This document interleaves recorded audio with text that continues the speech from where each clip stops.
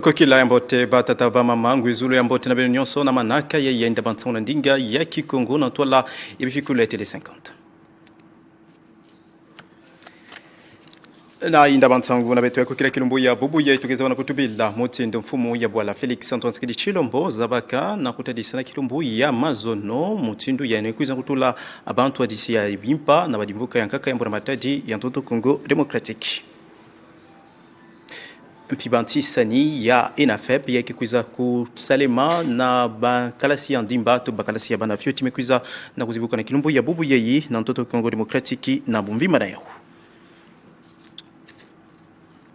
Bansangu nganda ntoto Congo Democratique to ketubira bankendo na ntoto ya Moyen-Orient wapkisika Israel bala pijaka Iran mekuiza na kunata bankendo na kati ya inti ya Kuwait pi ya Liban. Gwizulu yambote na benyos bilandi ya bifikula ya tele 50 na kilumbu ya mazono na ntwala bifikula ya RTNC benofadze biti ntubedi ya mfumu ya bwala Felix Antoine Tshisekedi Tshilombo mbota tupimama tina salama kwizaka na kutanga na nzila ya luzaisu minkanda kuza kutulama manzaka ya mfumu Felix Antoine Tshisekedi Tshilombo na jambo metala kutulama ya bantu disi ya ipa na badimvuka mingi ya ntoto Congo Democratique ya ina metala la badimvuka mingi mekuiza kutulama ya kelelo kuna dimvuka ya RSP wapkisika ntwadisi ya impa mekuiza na kukota mpi na ndambu ya nkaka na kati ya dimvuka ya Jeffrem mekuiza na kusobave ntwadisi ya kuiza kuvanda vana mbutamisi makutano ya mekuiza na kubikana na kiti ya kimfumo mpi na badimvuka mingi ya nkaka ya imetala mbona matadi ya ntoto Congo Democratique tupeweke bokila kaba kompani topi ba entreprise ya leta kuiza na kubakama na kati ya mukanda ya mekuiza kutadisa meti bantu disi mingi mekuiza na kusoba. Beto tubila mambu ya kulongoka ya bakalasi ya bana ya fioti na kilumbu ya bubu ya inde mekuiza na kubanda bantisani ya ENAFEP ya kele bantisani kekuiza kusalema na bana kalasi ya bakalasi mingi ya ndimba tu bakalasi ya bana fioti ya bake kuiza kana kubukila primaire benofetza beti bantisani ya mekuiza kuzibuka na kilumbu ya bubu ya ye na ntoto Congo Democratique na bumvimba na yawo mingi na ndambu ya Congo Central kinzi ya kubanda bantisani ya ENAFEP kuiza na kusalema na mbanza ya matadi mingi na bakalasi ya ndimba to pia primaire ya tetembwa ya kuzaka na kusalema na mutime fona kana binofoti kuzaba jaketi bantisani ukikuza kulondaka na kilumbu ya mbazi kilumbu ya ntuka ya bantisani ya ENAFEP ya kile bantisani kutulaka ntuka na bakalasi ya ndimba to pia ya bakibokilaka primaire. Na kilumbu ya mazona na mbanza mfumu Kinshasa nguvulu Daniel Bumba kuiza kusala tolo ya mfuno mingi ya kisalu samu na mametala kutala mutindu mamekuiza kukubika na dia mametala kukatula do tipi kutula bunkete na kati ya mbanza mfumu Kinshasa. Mazono nguvu la kizunga Kinshasa mbuta Daniel Bumba sala kanzieto la kisalu na kati ya mbanza kimfumo samu na kutala pikulandila kisalu ya bunkete na kati ya mbanza kimfumo mpi kuzaba yiki mutindu badito mayeye metula makina kisalu ya bunkete kina kuiza na kusadila ma zetolo ya kisalu ya nguvulu Daniel Bumba vanda kana ngindu pidikanu ya kuzaba yiki mutindu mambu mekwiza na kubikama samuna mamu metala kukatula doti na mbanza kimfumo ya ntoto Congo Democratique pidiaka kutala mutindu ye mambu mekwiza kukubikama samuna kulozama ya badoti ya ikikwiza kukombola ma na kati ya Kinshasa na mesona ya ndimosi nguvulu Daniel Bumba landila kakisalu ya kusukulama ya bandile ya maza topia bakebukila kabakanivo pilandila ka kusalema topi kusadila ma ya badito ma ya ifuti kukatula doti na mbanza kimfumo Kinshasa ya nyonso ikele na ngindo pidikanu ya kusobisa pikusalema ya kambote ya kisalu ya mbona matadi ya kizunga ya Kinshasa ya yikena kuiza na kulanda misiku pibangindu bula pijaka makanu ya mfumu ya bwala Felix Antoine Tshisekedi Tshilombo na mametala bunkete pibula pijaka kusalema kisalu na mutini mefana kana. Nzila ikele wenzeve yaunde bantu disi ya mambu metala bandila ya mbanza kimfumo Kinshasa kina kuizaka na kutadisa mingi samu na kusansula mbote na dikanu ya imekuiza na kubakama ya kukatula bisika nyonso vwandaka ba wenze ya vwandaka na bandila pibisika mekubika mave ya ibantu kuiza kutula ba wenze pembeni na wenze nene bakibokilaka azando au na mbanza kimfumo Kinshasa. Kubanda bilumbu dikanuba maka na bantu wa DC ya mbanze kimfumo Kinshasa ya kukatula ba wende nyonso ya imebaka matopike vuandaka na bandila pembeni na wende ya nene ya bakebokilaka zando. Kutula manakisa lwedikanu yawu mesaleti na bisika topi ba venir kola Bokassa du marché Wakading de l'école pibandila mingi yankaka topi ba venu kwiza na kukutana na dikanu yawu ya imekwiza na kusoseti ba wende nyonso inavonda kavana kwiza na kukatulama mingi na komini ya Barumbu wala pijaka na komini ya Kinshasa ba meza pibisika ya kuteka ya bantu mingi zabaka na kumuangama pi kubebisama samuna bante kidikanu ya ubaka maka na kinzunzu topi na malu pimekwiza na kutula bauna mpasi pina nkakalankani ya nzingulu na kutalaka mutindu yayi bakileja kavena kisika ya kuteka topi ya kusosa luzingu samuna mabuta na bawu kasi na ndamba bantu wa DC ya mbanza kimfumo Kinshasa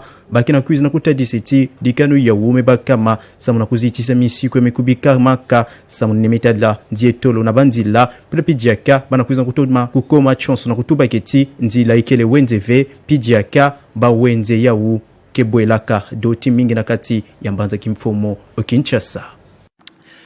Dimvuka dynamique ngonge beti pona peuple ke la emosi ba dimvuka ya mambo ya politiki ya Ntoto Congo Democratique ya yi bilumekato kuluta vondaka na nkindi mosi ya nene awa nambanza kimfumo Kinshasa nkindi ya uvondaka mingi samu na kutulama ya bantu wa DC ya yimpa ya dimvuka ya uyambukia na nkumbu na ya unainda na ya unyonso dynamique ngonge beti pona peuple bantu wa DC ya yimpa kuizaka na kutulama na kati ya dimvuka ya na mamu metala ntwa dusulu na ya wanambanza kimfumo Kinshasa nkindi ya usangisaka bantu mingi ya mfunu ya dimvuka ya umpi mampu izaka nuduta na mutini mefonakana na ngindu pidikanu ya kubwedi la diaka mfumu ya inti Felix Antoine Kingolo pidiaka na nzila ya lukutakanu pia nkindi ya bantu ya dimvuka ya kuizaka na kuvutula matondo na ntumwa ya ntete ya Ntoto Congo Democratique ndona Judith Sumini Maturuka na mutindu ya yanekuiza na kusara kisalu ya ngolo samu na kubongisa pikubika diaka mbote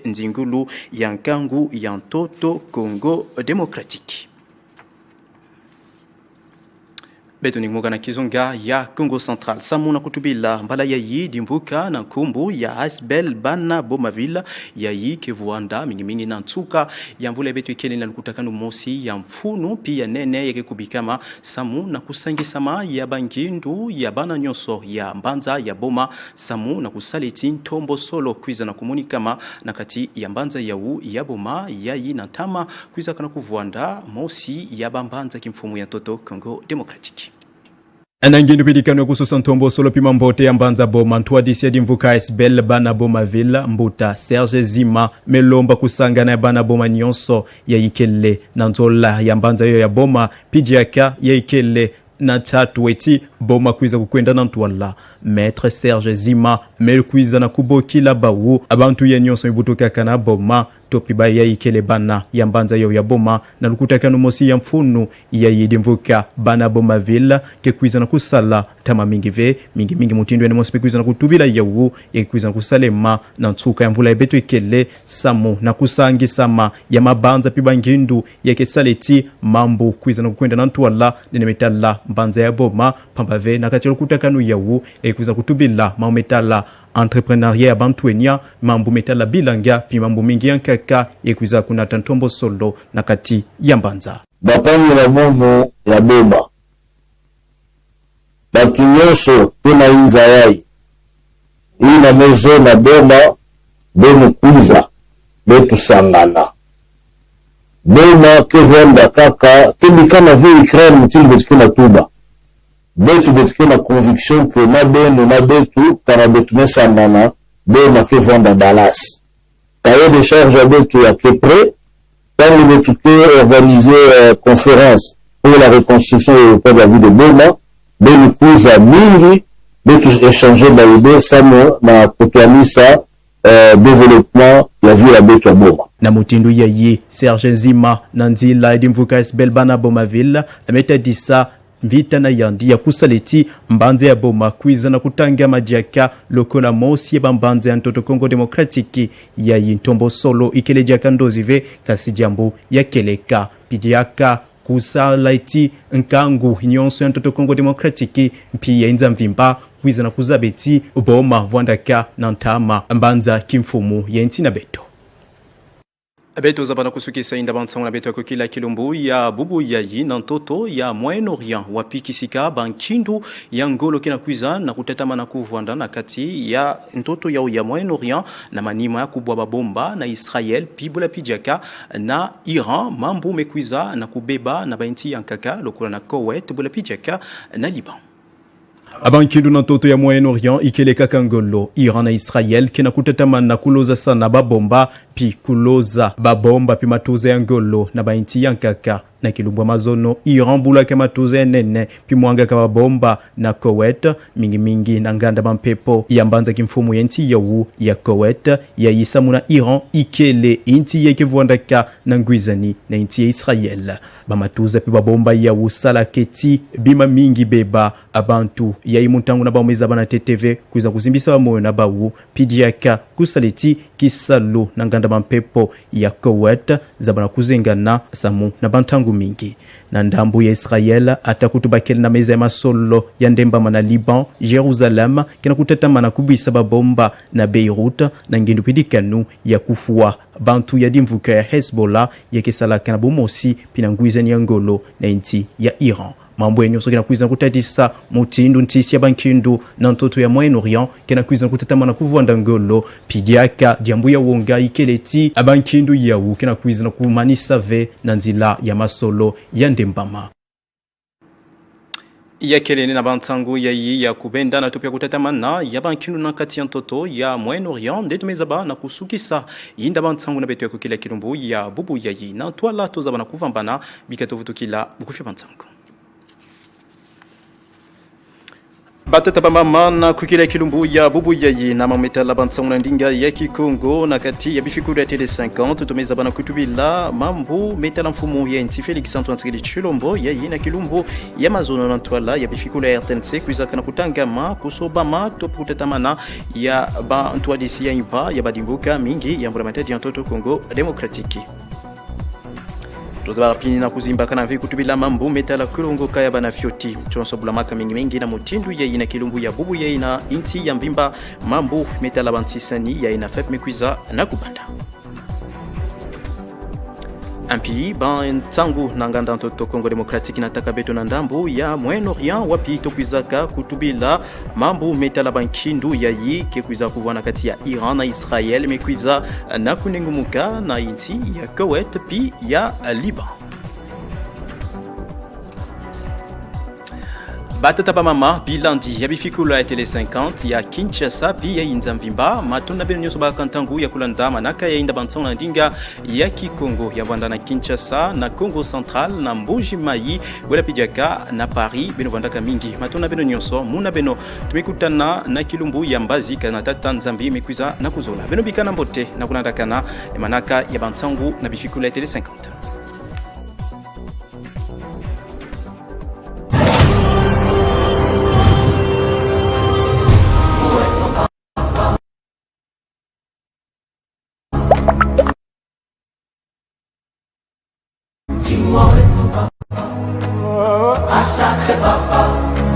Dis-moi où es-tu caché?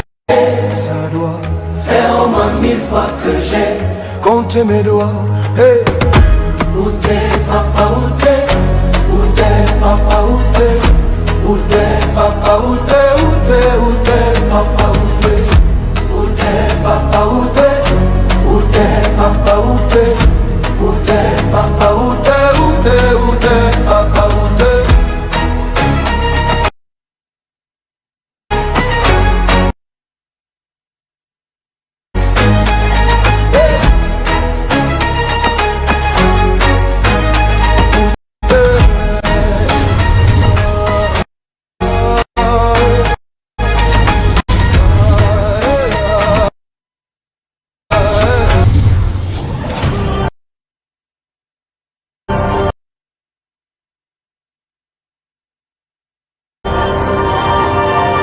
Télé 50, simplement congolais.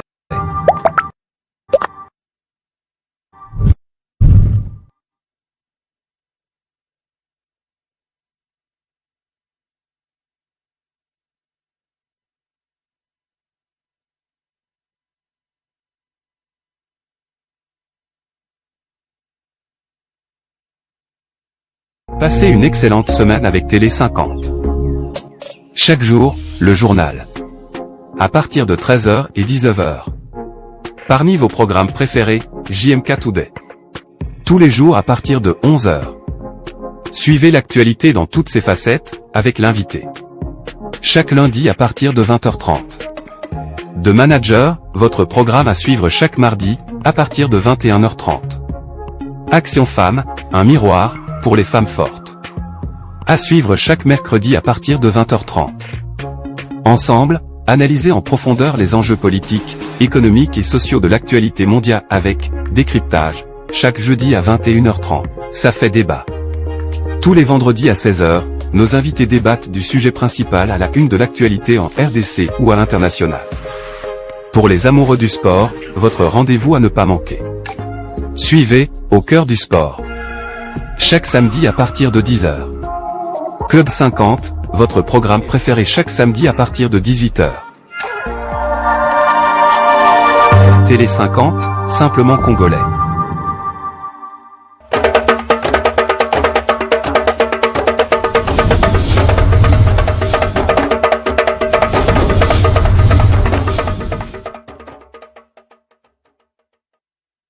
Matumaini yetu kwamba uhali njema. Karibu katika matangazo hii ya Kiswahili ya Tele 50, tangaza kutoka Jamhuri ya Kidemokrasia ya Kongo DRC. Huwapa kwanza zitakazopewa uzito wa juu.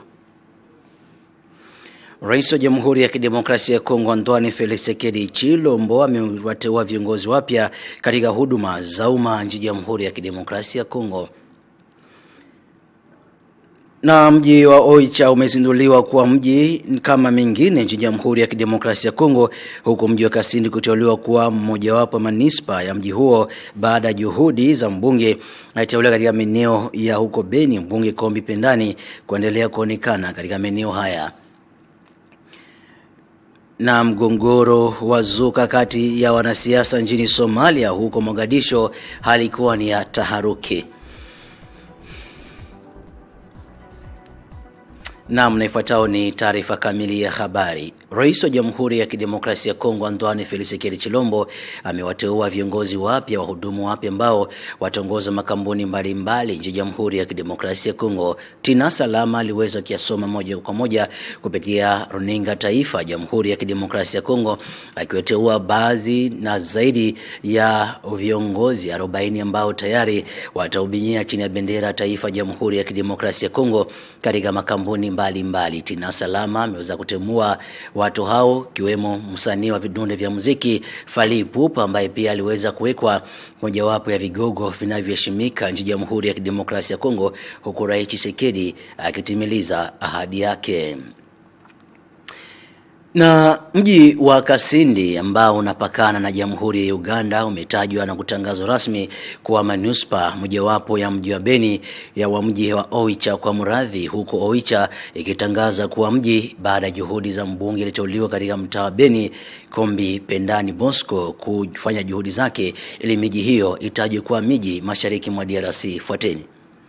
Sasa ni rasmi, Kasindi imepandishwa hadi kuwa manuspa ya vijiji huko Oicha, ikipewa hadhi ya kuwa mji, hatua iliyochukuliwa kuwa ya kihistoria katika mpangilio wa kiutawala wilaya Beni mkoani Kivu ya Kaskazini. Mafanikio haya ni matokeo ya juhudi na utetezi uliofanywa kwa muda mrefu na mbunge aliyeteuliwa kwa kishindo katika mtaa wa Beni, Mheshimiwa Kombi Pendani Bosco. Kupitia mawasiliano na mashauriano mbalimbali ya mamlaka husika, Kombi Pendani Bosco aliendelea kusukuma mbele hoja ya kutambuliwa rasmi kwa Kasindi na mji wa Oicha, akisisitiza kuwa maeneo hayo tayari yanakidhi vigezo vya kisheria na kiutawala vinavyohitajika kwa hadhi hizo mpya kutokana na ukuaji wake kiuchumi, kijamii na demokrasia. Kwa mjibu wa taarifa mbalimbali, juhudi hizo zilipata usikivu mzuri kutoka kwa Wizara ya Mambo ya Ndani inaongozwa na Naibu Waziri Mkuu, waziri anayeshughulikia sera za ndani ya Jamhuri ya Kidemokrasia ya Kongo, Jacquemain Shabani Luko, ambaye alifuatilia kwa karibu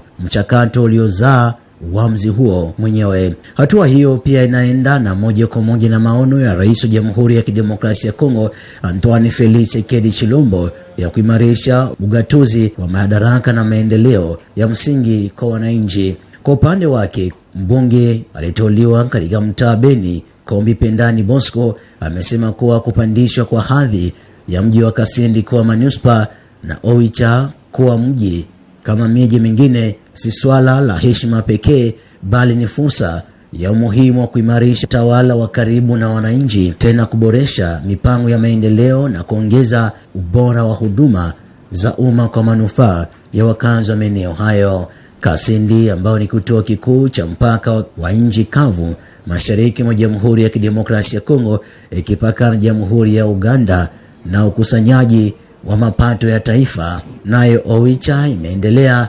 kujijengea nafasi kama kitovu muhimu cha utawala, biashara na shughuli za kijamii katika wilaya ya Beni.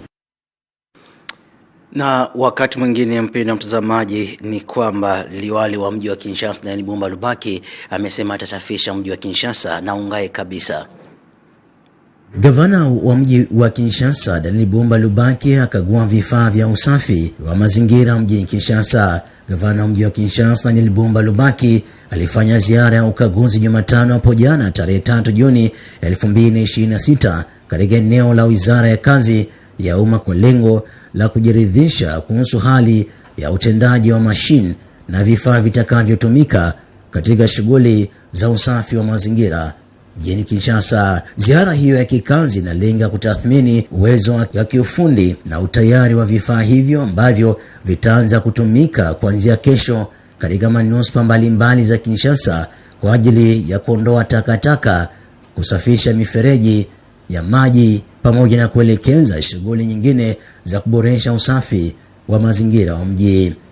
Wakati wa ukaguzi huo, mkuu wa serikali ya mkoa wa Kinshasa alikagua kwa makini mashine na vifaa mbalimbali vilivyowekwa kwa ajili ya huduma za jiji. Aidha, alihakikisha kuwa vifaa hivyo vinafanya kazi ipasavyo na vina uwezo wa kukabiliana na ufanisi wa changamoto za usafi wa mazingira zinazokabiliana na mji wa Kinshasa. Mpango huu ni sehemu ya sera serikali ya mkoa wa Kinshasa kuimarisha na kuboresha huduma za mjini kwa kutumia vifaa vya kisasa kwa lengo la kuboresha maisha ya wananchi na kuendeleza mazingira safi na yenye afya. Na tukiondoka Kinshasa na maeneo ya Boma, ambapo kiongozi wa shirika la Bana Boma ikiwa ni pamoja na wakili Serge Zema ameendelea kuitisha kila watu wa huko Boma na watoto wa Boma kuja basi kujinakizi na kujiunga katika semina na mdahalo ambao utaandaliwa juu ya watoto wa Boma, kuwaweka na kuwatia kwenye kiti ambapo wajenge Boma yao. Amesema Boma ilikuwa mji mkuu wa Jamhuri ya Kidemokrasia ya Kongo wakati wa Rais Joseph Kasavubu, na amesema Boma ina haki ya kupata haki yake. Tumekutana hapa na Serge Zima, tumemuuliza wito wake unalenga nini haswa. Amesema bandugu ya Kivu, ya Katanga, ya Grand Oriental, tunafungula mikono, mkuye tuungane, tufanye Boma iendelee. Mabitu yenu yote inaweza kupitia pia kupor ya Boma. Serge Zema. Wakati wa shirika la Dynamique Ngonga Ebeli Pona Pep limeendelea kushiriki katika mji wa Kinshasa tangu hapo jana, ambapo amejipanga ili kuwateua kuwazindua baadhi ya viongozi ambao watashiriki na kuongoza dinamiki hiyo ambayo imejulikana nchini Jamhuri ya Kidemokrasia ya Kongo na katika jimbo la Kinshasa. Dinamiki hiyo imeendelea kufufumka ili kuchangia maendeleo ya Jamhuri ya Kidemokrasia ya Kongo pamoja na usafi na uzinduzi, wote wakiendelea kumuunga mkono Rais wa Jamhuri ya Kidemokrasia ya Kongo Antoine Felix Tshisekedi Chilombo. Marumbano na migogoro na kutokuaminiana kumeendelea huko Somalia, wakati hapo jana milio ya risasi ilisikika kwa mkia hivi leo, huku waziri mkuu akipinzwa kukinzana pamoja na walioko madarakani wakimtaka basi asiwanie muhula wa 3 madarakani. Mapigano yametikisa Mogadisho usiku kucha, huku vikosi vya usalama vikabiliana na mgambo waliovalia na kuvamia maeneo kadhaa nchini humo. Milio ya risasi imetikisa mji mkuu wa Somalia Mogadisho usiku kucha, wakati mapigano makali kati ya makundi ya kisiasa kabla ya maandamano yaliyopangwa hivi leo kufanyika. Kwa mjibu wa polisi tiifu kwa Somalia, wanajeshi wameendesha operesheni kubwa ya kiusalama dhidi ya wanamgambo wenye silaha nzito walioshambulia baadhi ya maeneo kwa mabomu ya kurusha. Mapigano haya yamezuka wakati viongozi wa upinzani walipowasili mjini Mogadisho kushiriki maandamano dhidi ya uamuzi wa Rais Hassan Sheikh Mohamed kuongeza muda wake wa uongozi kwa mwaka mmoja. Rais Mohamed amesema mabadiliko ya katiba yampa muda wa ziada, lakini hali ya kisiasa nchini Somalia bado ni ya wasiwasi mkubwa kutokana na mgawanyiko wa makundi ya kisiasa na tishio la kundi la Al-Shabaab. Tukiondoka pale Mogadisho katika bara la Afrika, kwenye pembe la bara la Afrika tulikiti pale Moscow nchini Urusi, ambapo Rais wa Jamhuri ya Muungano wa Tanzania Mama Samia Suluhu Hassan daktari amejikita kwa mara yake ya kwanza kuwasili huko baada ya kuchoma madaraka yake. Hii ni katika historia, huko baada ya miaka kadhaa. Aliwasili Urusi ni Rais Julius Nyerere mwaka wa 1969.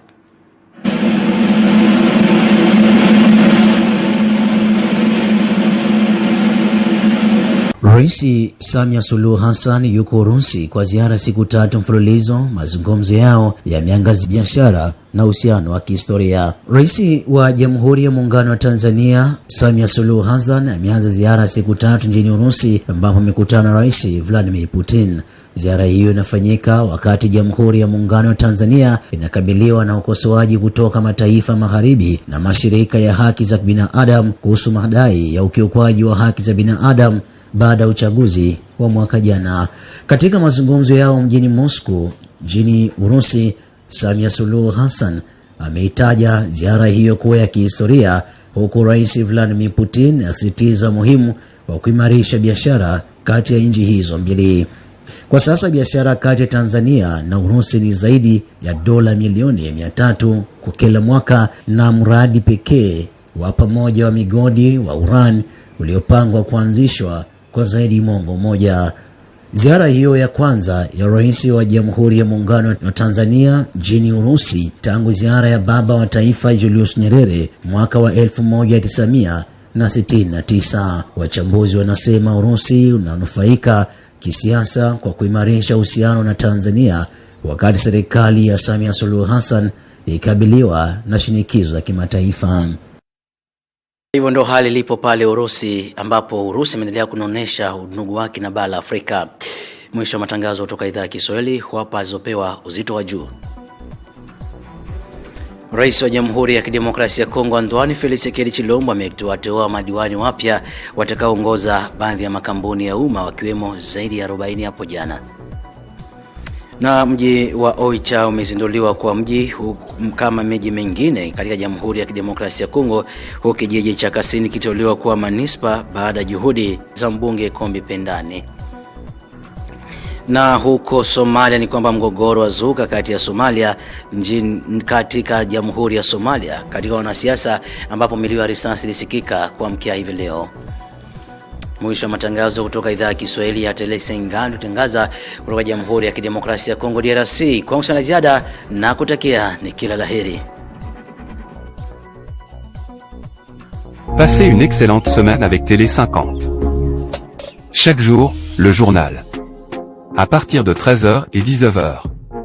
Parmi vos programmes préférés, JMK Today. Tous les jours à partir de 11h. Suivez l'actualité dans toutes ses facettes, avec l'invité. Chaque lundi à partir de 20h30. De Manager, votre programme à suivre chaque mardi, à partir de 21h30. Action Femmes, un miroir, pour les femmes fortes. À suivre chaque mercredi à partir de 20h30. Ensemble, analysez en profondeur les enjeux politiques, économiques et sociaux de l'actualité mondiale avec Décryptage, chaque jeudi à 21h30. Ça fait débat. Tous les vendredis à 16h, nos invités débattent du sujet principal à la une de l'actualité en RDC ou à l'international. Pour les amoureux du sport, votre rendez-vous à ne pas manquer. Suivez, Au cœur du sport. Chaque samedi à partir de 10h. Club 50, votre programme préféré chaque samedi à partir de 18h.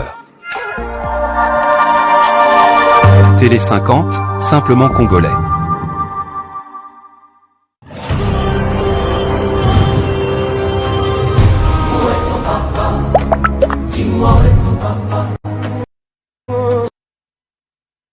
Sans même devoir lui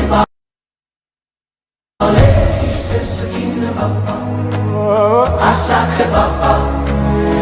Dis-moi où es-tu caché? Ça doit faire au moins 1000 fois que j'ai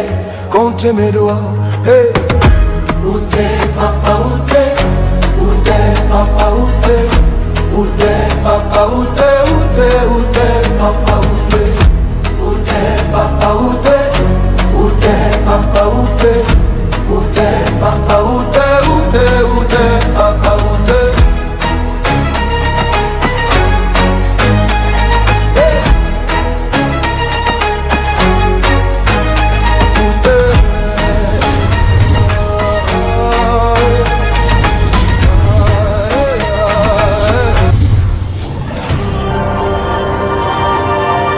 Télé 50, simplement congolais.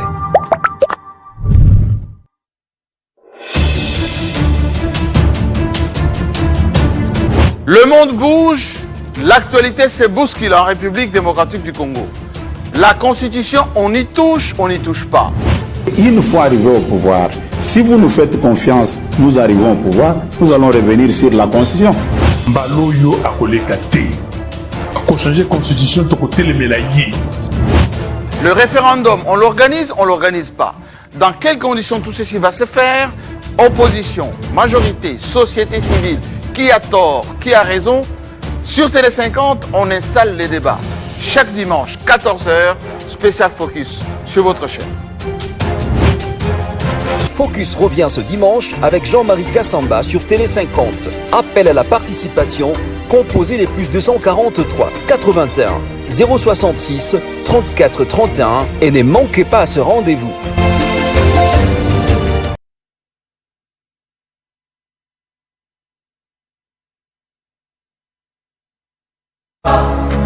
Dis-moi où es-tu caché? Ça doit faire au moins 1000 fois que j'ai compté mes doigts. Hey. Où t'es papa, où t'es? Où t'es papa, où t'es? Où t'es papa, où t'es? Où t'es, où t'es papa, où t'es? Où t'es papa, où t'es? Où t'es papa, où t'es?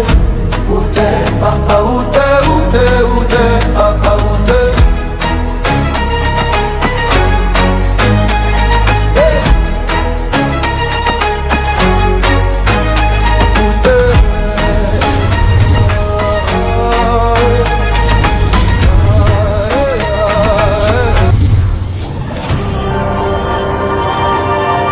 Télé 50, simplement congolais.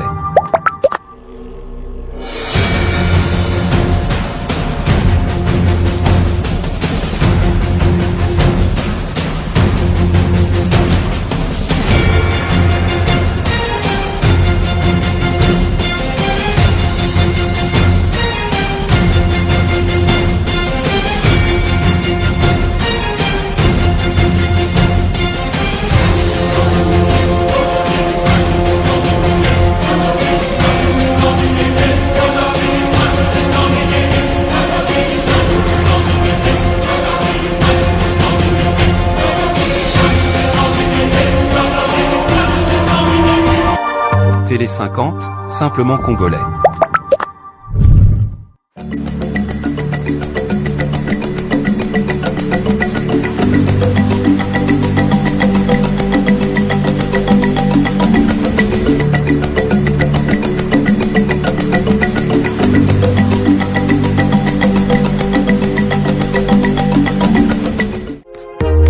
Télé 50, simplement congolais.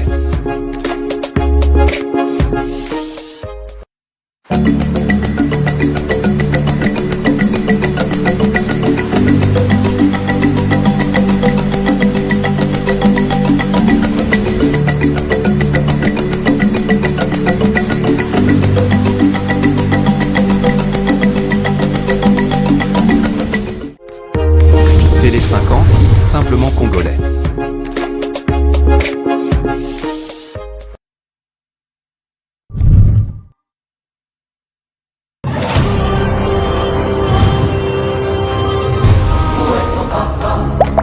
Dis-moi où est ton papa?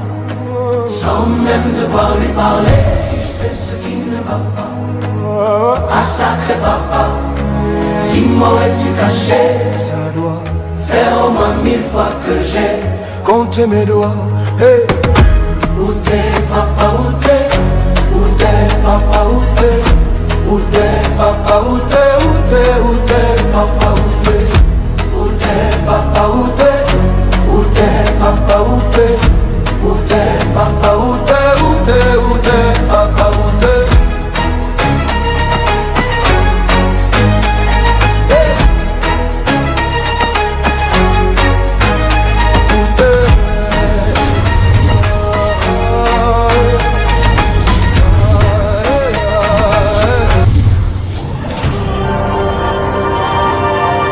Télé 50, simplement congolais.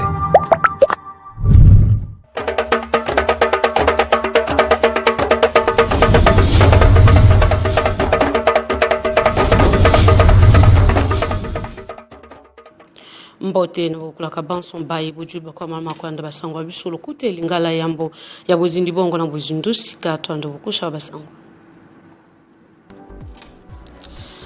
mokoloto mutami bongo na tamo konjo ikolo fichi sekedi chulombo puya ba entreprise biki okati ya ekolo Congo démocratique ya bolandeli mambi matali bongo bofulu kintumbwa bokeli boso ekolo Congo démocratique bankombo ya bayi batsile kibongo kotia mana mokoloto momotanga makibongo uto mwaloblo leki na itando ya RTNC 1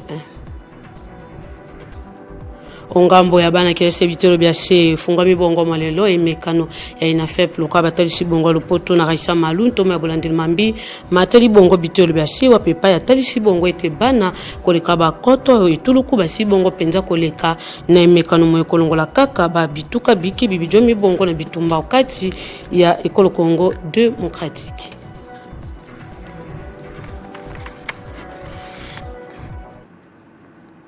Mbote pebe bola mosangwa biso lokote lingala tofunga lokasa basangwa biso na bolobeli bongo mambi matali bongo baye basi bongo kotumbama na lokumu na bodwi bongo babibonga biki babengi ngo ba mandataire lopoto kati ya entreprise biki ya ekolo Congo démocratique ya pepai tata mokonjo ekolo fiji sekedi chulombo aseki bongo kotia mokoloto mwaye uto malolo leki wa pepai motanga mibongo penza na tina salama mako bapandisa ngo ekolo biso na bolandeli mambi matali bongo lolenge kani asili bongo penza kotalisa po ya bilo ya tamo konjo ikulu Félix Tshisekedi Tshilombo atie bongo bayi batinda wengi bongo ba mandataire pour bolandeli mambi matali bongo ba contrôle biki okati ya ekolo Congo démocratique gestion d'assurance lokwa bataisi bongo na lopoto pe bolandeli mambi matali bongo penza popularité pe pharmaceutique pour ya bambi matali bongo penza bokolongo banjoto pe mambi matali bongo bobombi pe économie misolomike kokota pe ko bima pe mambi matali bongo lolenge kani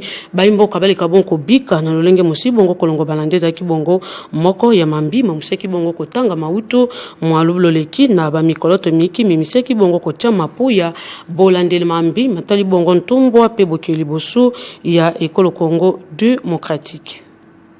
Omambi matali bongo bitelo bia se po ya bana kelasi ya bitelo bia se ya motoba bo matibongo na kelasi ya bitelo bia se ya bakolo lokola batali si bongo humanité bo bate bana e basi bongo koleka na emekano ya inafep lokola tali si bongo na ntoma Raisa Malu ntoma ya bolandeli mambi matali bongo penza bitelo bia se okati ya ekolo Congo démocratique atali se te koleka bana motango nkoto etuluku basi bongo koleka na emekano moye kolandisa ma okati ya bango bana basi pe baseki bongo kojwa maituluku kati ya mibali na yango Raisa Malu asibongo kotalisa penza na baboti longone na bango na lolenge ba koleka bongo tinda bana bake na bitelo bia se lokola motama kibongo la tamo konjo ekolo ete bana kelese bitelo bia se balika bongo kotanga ya ofele na bopesi misolote pe kanyaka te na yango atalisi ete zali kaka pasi po ya bana kelese bitelo bia se ya bituka bibisi bongo kojwa mana bitumba wanande ba koleka bongo penza koleka na mekano moete lolenge bitumba moko koleka bongo kojwa monele ekola biso ba kolika ete nzambi masolo moko koleka bongo sale mapwiti kimia mo koleka bongo kumumela o monele ekolo Congo démocratique mo koleka bongo tosa mabe po ete kimia ya libela mo koleka bongo kojwa ma okati ya ekolo ya biso. Omambi matali bongo mokolo ya lobi ba telemeli ba mpifo ya tama konjo ikolo fiti sikiti lombenga kibongo kolobangai bayi C64 bajoma kibongo na milulu ya botalisi ete mikano mili kabongo ko jwa mapo ya bayi ekolo Kongo Démocratique bali kabongo ko bima libanda te na bokepi misala te babengi bongo ville morte lopoto mosusu musa kibongo tosa malolingi basi bongo ko talisi ezali bongo na mbinga mbilingo ngambo ya batelmen pifo pe bayi mpifo tojomi bongo na prince penge moko ya batelmen pifo mokambeli sangade de Congo pe moko ya bayi sangala muka ngambo ya bino bayi C64 milulu ya lobby po ya mambi matali bongo penza ville morte nini oyo museki bongo kolekana ongambo ya bino bana ya kisasa, bana ya Lukunga, bana ya Mwamba, bana ya Funa, bana ya Changu, félicitations na bino. Mokako swa na bana ya kisasa oyo bovandi na bandako bino banso malgré nzala obwana yango malgré mpiaka obwa inango me bolakisi ete toyali population oyo twana conscience ya oyo ekoleka na mboka na biso molobeli na bino prince penge na dede Congo abengaki bino bovanda na bandako pona koloba na Félix Tshisekedi ete twana mai te toyali na courant te toyali na nzela te toko telema na barre de bus mokolo nyonso 2 heures na tongo 2 heures na pokwa transport en commun yalité braquage mikolo nyonso na Kisasa insécurité partout na Congo mobimba et ali faute ya constitution te bayiba biso faranga na rame bayiba biso faranga na programme chilenzi na 100 jours na 145 territoires ba millions et demi à ceux qui 600 millions au ben 9 millions de ba facture monani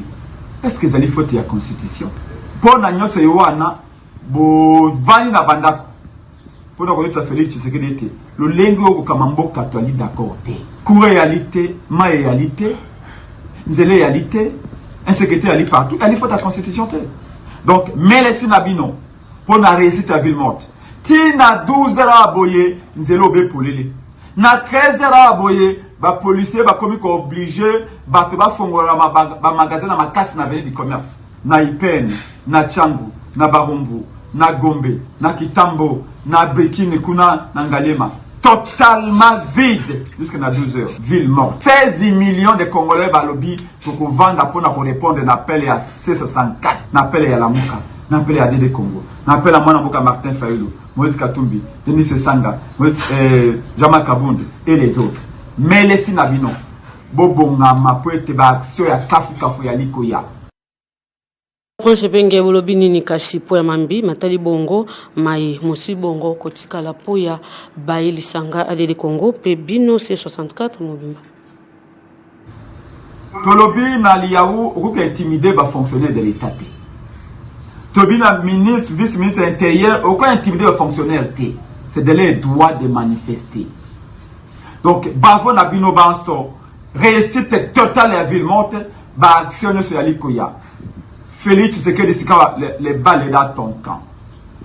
opposition ya pété lelo il accepté opposition à Makasi mais pouvoir ande ali en pété vous savez va communiquer à l'okuta pour na koko sa population to annuler ville morte mais Congolais a commis mature à comprendre boyebela botalasima bolongo la proposition des lois sur les référendums oyo botie article na 4 yete a bopesa Félix Tshisekedi de pouvoir pour changer constitution bon tika makaba ko changer constitution tuli ki mena mboka bana kisasa bana ya Congo bana ya Changu Mwamba Funa pe Lukunga mele sinabino buka ko na bino batu babandiza ko se préparer pour na ba activité koya na mikolo ya likoya sika to gebisa bino ba activité nini ya minene opposition to ko sala pour être bateau bazonga sima parce que problème ya Congo ya problème ya médiocrité ya bateau kaka ba o ba luka 3e mandat pour na Kabila de ba komi ko luka 3e mandat pour na Félix lobi kuna atambwa atanyawa ina pouvoir alobeti nyawa alobeti ana besoin ya 10e mandat bateau yewa na ba ko soutenir ye elikambo yewa to boyi yango mandé ya lobe mi balé soko sisi yango papa kenda pour être les règles du jeu ba chanja kango te na veille ya compétition électorale Matondo mingi pense penge totiki bongo lokasa ya batele melisika to jo bongo lokasa ya ba union sacré ongambo ya prince Willy Mishiki moka bakini mibeko ekola bisu atalisi bongo makanisi mayepe kolandisa ma omambi ma prince Willy Mishiki nini okoki bongo kotalisa po ya mambi matali bongo mokolo malobi ya ville morte momojoma ki bongo awa oyengomba mokonzi Kinshasa na lobi boye vraiment to se fait lelo na comportement ya ba congomani ba uti kokoma na maturité ya ko comprendre que l'opposition est opposition ya pakotile est allée au service ya bapaya puisque lelo yo beaucoup li konzio to dans ngo lelo ils allient émanation ya ba belligérant oyo bazaki na paye de bakamwani mais 20 ans après makambo changer l'autre comme la guerre il faut qu'on adapter beaucoup li konzio par rapport ya guerre lelo bakomona deux tozaki na 2006 60 millions d'habitants lelo to comme 110 millions d'habitants il y a 70 millions d'habitants qui sont ajoutés au Bayebi Makambouana. 2-3, Sokotali, accord de l'émère, point 4, et Lobi Boy. Burundi, Rwanda, Ouganda, il faut bakota na 300 km na Congo. C'est comme ça que mon constitution va faire qui a bâti article Kolbakino pour promouvoir nani et panafricanisme. RDC a cru qu'on cédait était mi amabele na de bitumba o ezali kuna alors que nazo mona ba congomani lelo ba il ko soutenir wana ça me fait vraiment quelque chose na comprendre et puis en plus des matchs de côté lelo moi sur les athées tout ça ba projet sociaux et ko ya kosala tala lelo que là c'est ça maman projet il faut programme il y a gratuité il y a enseignement de base et que de à niveau secondaire et que il faut mostrer nous nous te proposer élimination, suppression, il y a PENA, il y a Assemblée provinciale. Ça nous coûte déjà 800 millions de dollars pour récupérer. Avec 800 millions de dollars, tu as au moins 4 universités dans chaque province, au moins 2 grands hôpitaux dans chaque province. Et en plus, tu as fait un salaire là-bas. Tu as proposé réforme à Feni, réforme à Cour constitutionnelle. Parce que PC chaque fois, ma conflit après, ma ponane. Tu as dit que l'élection, il faut aller à 2 suffrage parce que moko ezali ko relier ba congolais sika pense Willy Mishiki pour succès après mambi matal bongo bongo beaucoup le konje mibeko ekola biso ongambo ya bino makanisme bino mozali lengeni ce n'est pas possible que un président de la République autoponi biso moko na suffrage universel direct mais il règne mais ne gouverne pas baté biso premier ministre moko chef du gouvernement oyo même papa femme avec ta élite ana majorité une majorité mécanique tu es qu'on peut faire tu non yangwana ezali dissous pas conflit total na ba gouverneur na ba assemblée provinciale tala a on a assemblée provinciale est quand même incapable il y a qu'on contrôler exécutif yango président de la République même a violé la constitution mais c'est dans sa position de garant de la nation monique Kinshasa ezali ko kende na kati ya liburu a nommé un responsable de l'assainissement parce que ils ont sonné comme la capitale Nabiso et comme parmi les capitales les plus sales alors que tous allez là on a bijoux bah immeubles les allez qu'on poussait mais salubrité mobile un échec total je n'ai vu ville morte échouer parce que ma Congomani va comprendre que Congomani a vivre du taux du jour ce que privé a Kende Moussala nous avons comme c'est deux désaveux total en opposition il faut que c'était un message simple et clair et pas na bango que bato bazali balingi changement à constitution changement constitution mettre biso lelo tout que les donc je crois que les amis de l'opposition de 64 va tirer quand même les sons à oyo pour basa la tout débat on a si les changements ou révision constitutionnelle. Matondo bengi Prince Willy Mishiki ongambo ya bango pe ba notable ya Beni ba telemeli bongo mambi matali bongo ville morte lolenge mosaki bongo kosama malobi pambate ba talisi ba demi bongo na bitumba ko bakisa lisusu ba milulu miaboye moko leka bongo kolongo banati to jomi bongo na shilka panga moko ya ba notable tini ya Beni limbo ya mboka banso ba kwanda biso po mokolo malobi lolenge ni botalisi bongo makanisme bino makambo yango libandi lisusu ba marche ba ville morte tozomona yango mingi mais awa atake mutaba Nord Kivu tozomona makambo ya o etali penza mingi est tomoni ba jeune so ba telemaki ya Nord Kivu ezala ba veranda ba lucha ba to nyoso ba telemaki balobi bazo décréter ville morte pour na insécurité eza droit ya mutu yo sokola kisake a sepela bloc ezo kana mboka na bisote siko tozolo baboyi tant toza la ville morte ozo bosala ngo na Beni na Butembo me na Mbao bazo kufa wana kisi nini que tozo sakana il faut to charger ba konzi ba yoka bien toza na général kakule so me variste gouverner na biso mais c'est comme si azakara makoki ya commandement te or c'était commando bien formé tozo senga bazo c'est pe commandement asala ba formation belé abunda pe mingi tango ba pesa ke professeur nord ki toloba ki yambalo tozi mwana ya mboka un vrai commando e ko bunda mais siko tango bazo sala ba sabotage bosika ya zali tozo mutuna eza nini yango tozo senga na ba député ba konjo so mboka batali kambo bazo c'est les commandement asala ba ninga ba commando ba sisa likambo oyo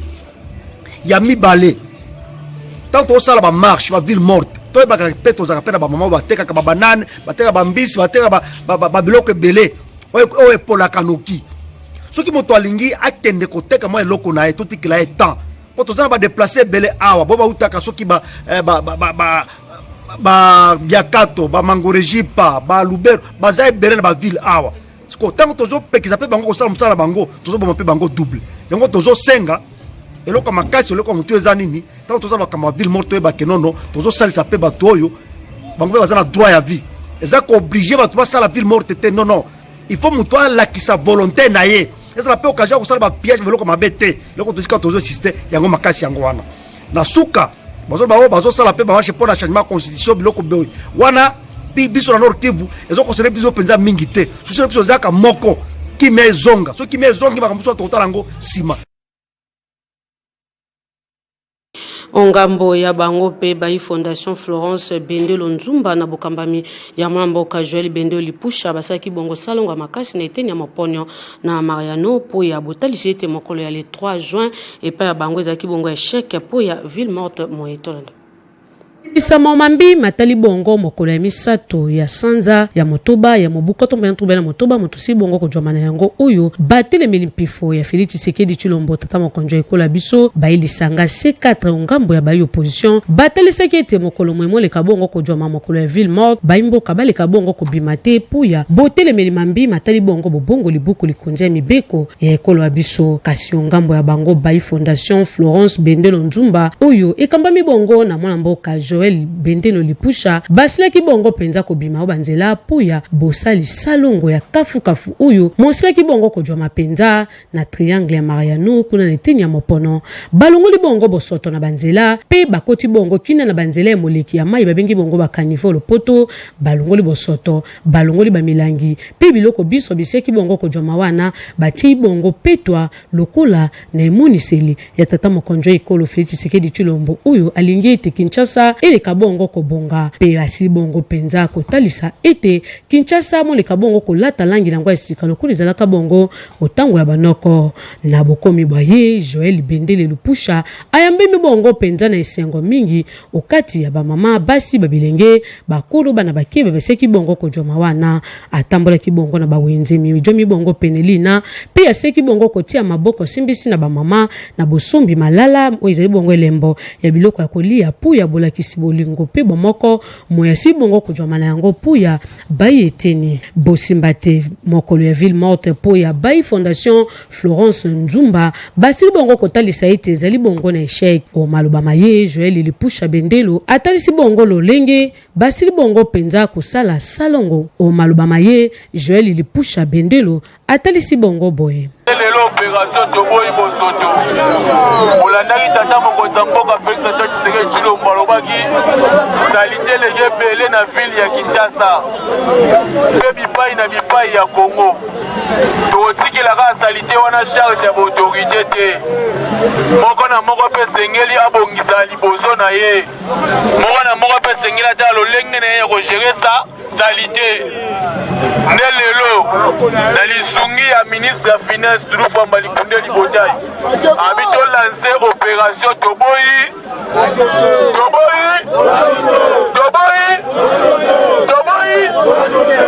leleza le 3 tosala ona lombango po tokangi nzela bato bakende misala circulation etambola topipetela maboko liboso ongambo ya bango pe Bayi Fondation Bendelo Bayi Fondation Florence Bendelo Nzumba bazanga ki bongo malobate batalisi bongo boye. Lelo totemi mpona mboka to soutenir président de la République mpona salite les gars qui mina Kinshasa. Lelo Joël Bondel honorable alobi totika la simate. Biso be Fondation Mama Nzumba to telema yango to telemi biso bana Kinshasa bana Congo to soutenir ka Fati Beton biso yo to soutenir ki na initiative oyo di pusha salaki pour dans sa salongo